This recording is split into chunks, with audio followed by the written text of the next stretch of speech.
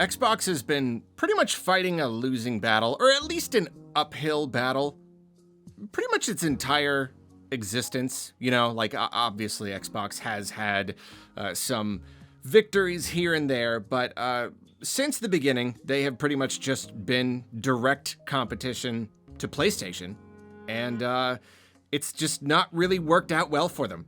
That's the thing. They really just they've struggled, and they've really struggled in the hardware department, and so in recent years they've been kind of rethinking that whole strategy. Game Pass itself was about getting Xbox games and other games just on other platforms so that Microsoft could potentially make money even if people aren't buying the hardware itself. And really anywhere they can, they've been kind of experimenting with just like, all right, how do we keep existing? How do we move forward and not die completely? What are some ways that we can still make money without being the absolute winners? Because PlayStation and Nintendo, they're both doing so well. They're both doing so well in different parts of the market. Nintendo and Sony are not even quite rivals. They're both thriving in their own ways. Whereas Xbox, it really is just kind of losing. It really is struggling. And so one thing that Xbox has been doing the last couple of years has been really experimenting with putting their games on other platforms. And they're not completely alone. Even Sony has been putting their big first-party games on PC. Obviously, these games come to PlayStation first, but then after the fact, they will later release a PC version. And in the case of Sony, it's pretty smart, because it's kind of I don't know, it's a little less desperate. You know what I mean? They're already doing well enough. This is just them kind of recognizing that there is another potential revenue stream. There are some gamers who will not buy a PlayStation. They just will not. There's a lot, PC gaming, absolutely exploding, only growing all the time. It's humongous. It's bigger than everybody else except for mobile combined and all that. So they recognize that they might be able to just make extra money by putting their games on PC. And, there is something to be said about, does that potentially, are they themselves kind of de-emphasizing the importance of their hardware? Does that mean that down the line, some people may just be it's all right, I can wait a year or two. I don't need to buy a PlayStation. I'll get it on PC. I don't really know. And, their hardware business does not seem to be suffering, so probably not. It's probably just the right thing to do. And you know what? I know Nintendo never will, but I still do like the idea of Nintendo at least trying, at least dipping into it, at least just a few titles on PC, just to kind of see how they do. Well, anyway, getting pretty off topic here. Point is, Xbox has been doing that. Obviously, they've been putting games on other platforms. We have had Xbox Studio games on the Nintendo Switch itself.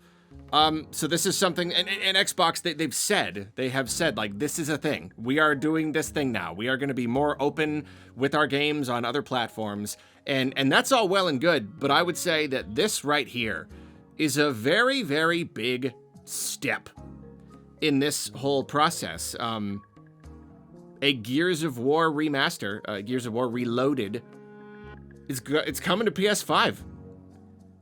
Gears of War, Xbox is putting a Gears of War game on PlayStation. And this is different because this is one of Xbox's big IPs. This is one of their IPs that represent the system itself. Because, putting Grounded on Switch or whatever, putting just some games on other platforms, they're technically first party or second party Xbox games. They are quote Xbox Studios games, but they still are just kind of games. Even Ori and the Blind Forest, even that is it came out and it started on Xbox, and it's got big associations with Xbox for that reason. But even then, it's not you think Xbox. What do you think? You think Halo, think Gears of War.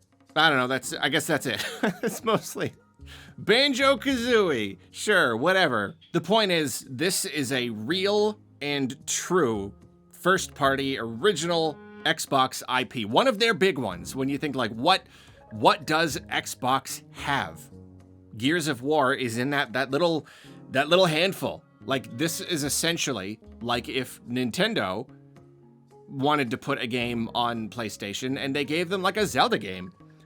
You know, like, I'm not going to say it's like a Mario. Obviously, with Xbox, Halo is their Mario. It's their absolute #1 most recognizable, like, mascot IP. And that said, even that's not off the table. I'm still kind of waiting for the Master Chief Collection Switch 2 edition or whatever. But yeah, like, Gears of War going to PlayStation. That's a I don't know.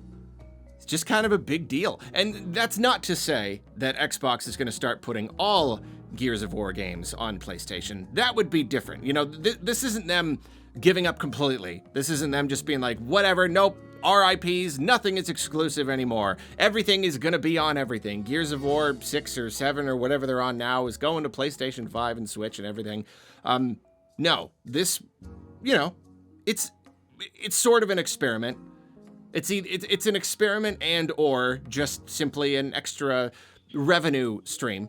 They're very strategically putting just Gears of War Reloaded, a remaster of the first game. And you know, it is really smart. I don't want to, like, you know, we all make fun of Xbox because it's easy. It's easy and fun. But, you know, I don't want to just paint this as nothing but a desperate move by a dying company. Like, it really is smart. Like, it's a remaster of the very first game. So that means that it's like the starting point for the story, but it is being modernized. And so it acts as a really good starting point. So then obviously the aim is for people to purchase this on their PlayStation 5s and play it and go, hey, look at that. Gears of War is pretty cool.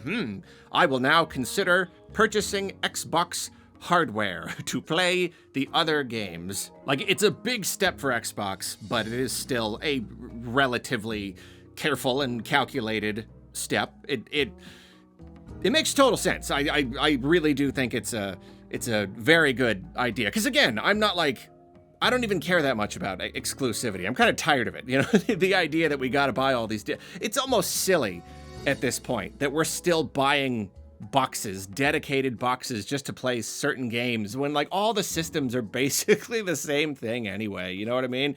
I would love it if Nintendo would start putting stuff on other platforms, even just like a little, even if it's just like this, just a taste, a little tester. You just put one.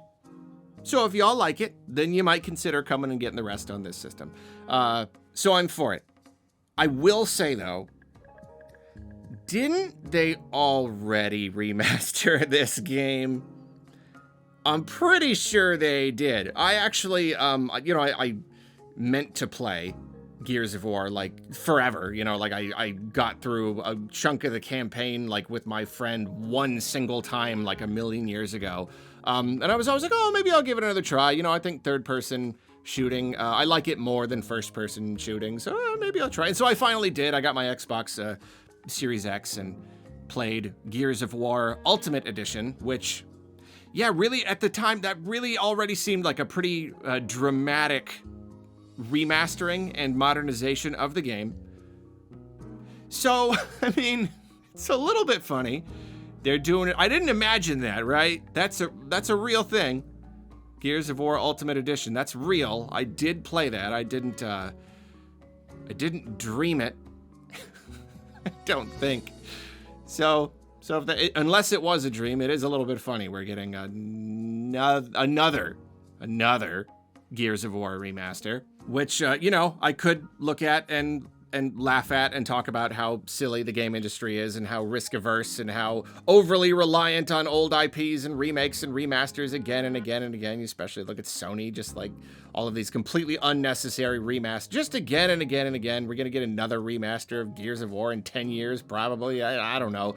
But then on the other hand, I don't know, who cares? It's just a game. Yeah.